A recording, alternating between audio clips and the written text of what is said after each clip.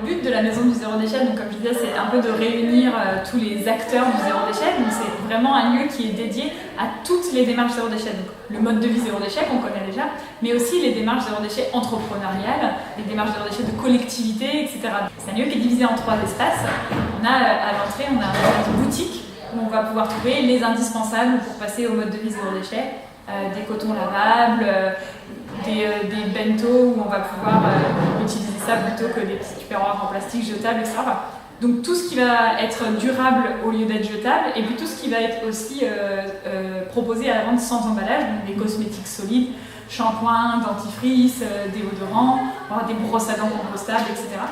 On a ces indispensables du mode de vie zéro déchet, un coin librairie, on va pouvoir à la fois lire un petit peu plus sur le mode de vie zéro déchet, mais aussi sur des thématiques, les ressources, les déchets de manière générale.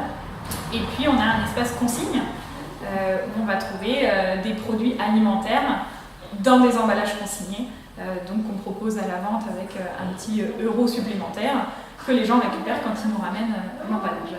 Un mode de vie zéro déchet, il est permis grâce à des entrepreneurs zéro déchet, grâce à des politiques zéro déchet.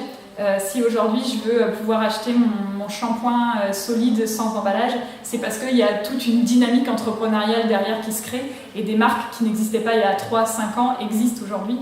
Le zéro déchet, c'est vraiment multifacette, c'est plein d'acteurs et en fait les uns ont besoin des autres. C'est vraiment tout un écosystème qui se crée autour de ça et tout le monde est interdépendant dans ce système. Juste à côté là on a un espace atelier, on va faire vraiment des ateliers pratiques.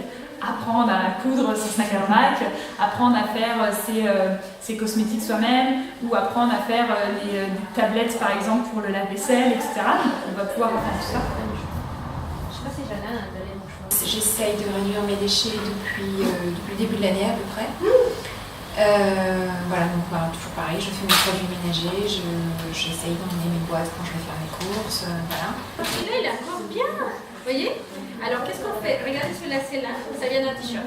J'ai venu vendredi dernier au pique-nique zéro déchet m'a parlé qu'elle faisait cet atelier. Je me suis dit c'est l'occasion de ma vie pour apprendre à faire un sac qui peut me servir.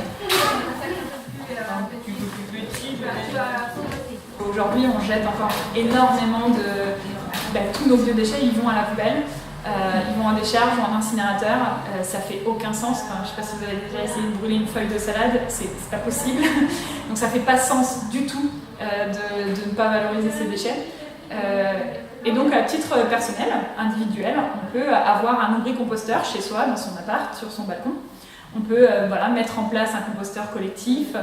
Si on a la chance d'être dans une ville qui fait le tri des biodéchets, on peut déjà les trier à part et ils seront ramassés. Donc voilà, ça c'est la première étape, je crois, quand on passe au mode de vie zéro déchet. La deuxième action, je dirais qu'il y a aussi un impact non négligeable, ça va être acheter en vrac. Parce que les emballages, c'est un tiers de notre poubelle en volume, donc c'est énorme. Trouver des endroits où on a du vrac, on va pouvoir acheter ses pâtes, ses céréales, son riz en vrac. On peut prendre le pli d'ores et déjà d'acheter avec ses propres contenants ce qui est d'ores et déjà proposé en vrac. Le fromage, la viande, le pain, les fruits et légumes, tout ça en fait c'est sans emballage dans les camions. On peut amener ses propres emballages pour ne pas avoir à générer des plastiques ou des sacs en craft qu'on nous propose. Et puis après ça peut être tout simplement acheter des nouveaux objets d'occasion, on n'aura pas l'emballage, alors que si on l'achète neuf, on aura la boîte en plastique, etc. en plus de l'objet. Et puis ici, on est dans l'espace à la fois d'exposition et à la fois de projection, débat, formation, conférence. Alors, les photos qu'on voit, c'est de l'artiste Antoine Repessé. Elles illustrent en fait l'impact du recyclage, parce qu'aujourd'hui, en fait, assez vite, quand on pense réduction des déchets, on associe ça au recyclage. Or, pour nous, c'est un petit peu ce qui arrive en fin de chaîne, qui est indispensable, mais qui est quand même le dernier geste. Pour moi, le bienfait premier, ça va être reprendre un petit peu le contrôle de sa consommation, reprendre conscience de ses besoins, de ses envies, etc. Je pense qu'il faut trouver le déclic chez chacun, et puis il y a tellement d'avantages, en fait, on peut rentrer par l'aspect économie, par l'aspect santé, par l'aspect minimaliste, que chacun y trouvera forcément son compte, en fait. Donc il suffit de trouver la porte d'entrée.